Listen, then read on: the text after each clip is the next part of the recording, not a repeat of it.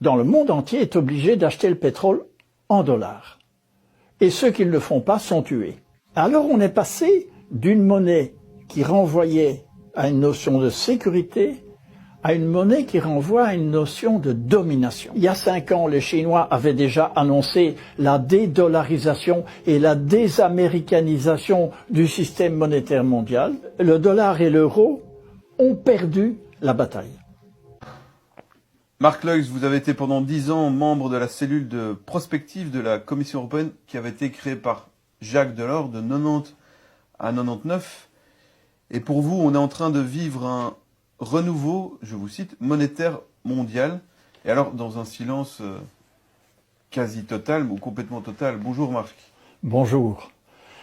Oui, excusez-moi de donner des bonnes nouvelles, mais nous sommes vraiment en train de toucher l'émergence d'un nouveau paradigme monétaire mondial. Évidemment, les médias n'en parlent pas. C'est le silence à 100%. Alors, qu'est-ce qui se passe? Eh bien, on pourrait dire que le gouvernement russe s'est uni au gouvernement chinois et indien. Je ne dis pas que j'aime bien le gouvernement chinois, ni que j'aime bien le gouvernement russe, ni indien. C'est bien de le préciser parce qu'actuellement, il faut...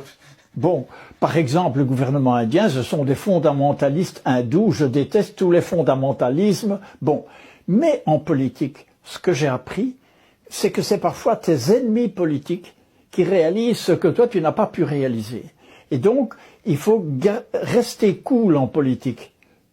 You never know. On ne sait jamais qui va faire quoi. Ce qu'on voit, c'est que, et à mon avis, le leader, c'est un peu Sergueï Lavrov, qui m'a l'air d'être le penseur derrière tout ça. Le ministre des Affaires étrangères. Ministre des Affaires étrangères de Russie.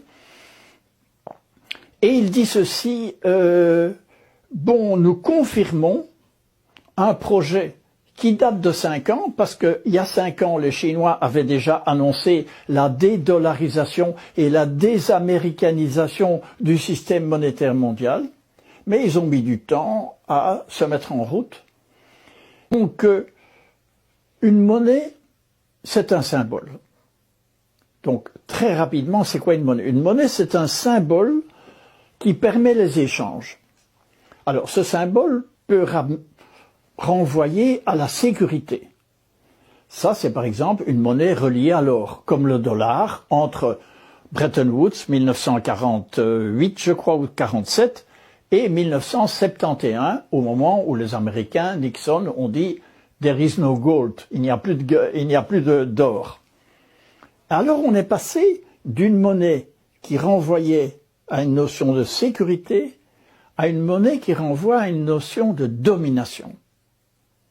Kissinger, avec son génie à lui, a imposé le pétrodollar, c'est-à-dire tout le monde, dans le monde entier, est obligé d'acheter le pétrole en dollars.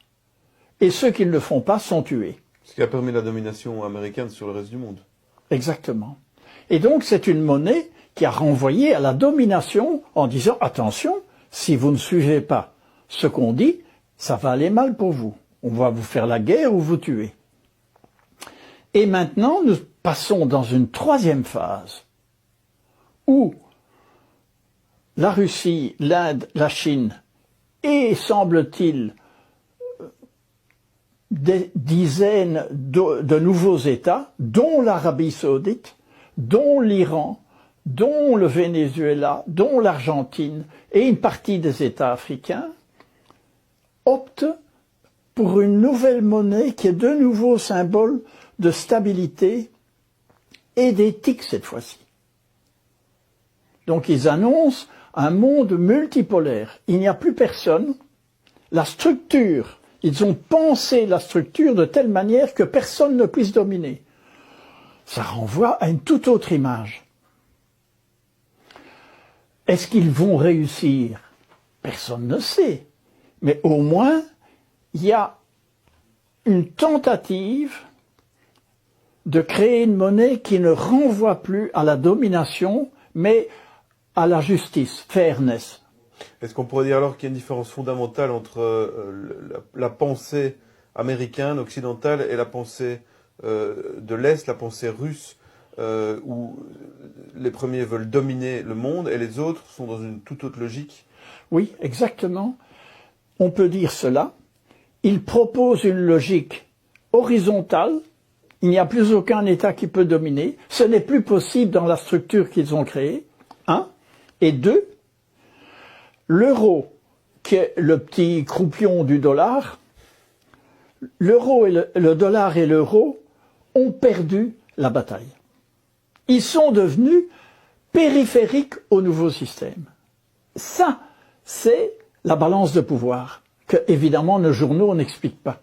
C'est très embêtant de dire qu'on a perdu. Pour encore expliquer la monnaie, parce que c'est quand même un peu complexe, quand elle n'est pas étalonnée sur une valeur matérielle comme l'or, ça indique que la planche à billets des banques centrales peut tourner tant qu'elle veut, c'est ça, il faut quand même l'expliquer pour ceux qui...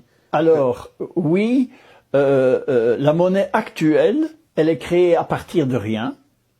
La banque dit, voilà, il y a 1 million d'euros pour vous, mais vous allez payer pendant 30 ans. Donc, le client, lui, il paye.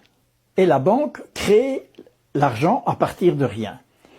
Ça, c'est un système qui, pour finir, pompe l'argent du citoyen.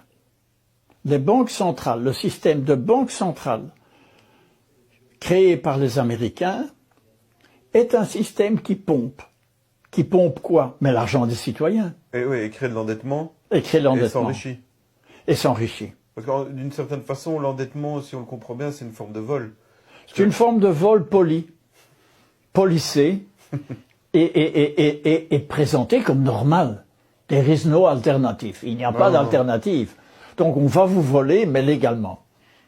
Et les Russes, quelque part, arrêtent ce système, appuyés par les Chinois et les Indiens, et un nombre croissant d'États dans le monde.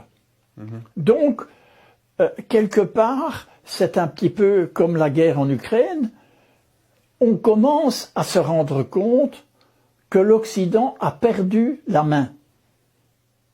L'euro et le dollar ont perdu la main, ont perdu la domination, on va vers autre chose. Alors on sait, Marc Loïc, que d'autres ont voulu le faire, comme Kadhafi. Alors, précaution oratoire évidemment, l'idée n'est pas ici de dire qu'on est pour ou contre Kadhafi, mais Kadhafi en tant qu'homme d'État a voulu faire une monnaie panafricaine. Adossée à l'or. Tiens, qu'est-ce qu'il est devenu? Et puis on l'a tué. Et avant ça, l'Irak, le chef de l'Irak voulait aussi commencer à payer, à faire payer son pétrole autrement qu'avec le pétrodollar. Saddam Hussein, on sait qu'il était très copain avec les États-Unis, notamment avec la famille Bush, mais que dès qu'il a décidé de ne plus obéir, on l'a éliminé. Voilà. Alors, la bonne nouvelle, c'est qu'il y a extrêmement difficile de tuer et Poutine, et toute la Chine, et toute l'Inde.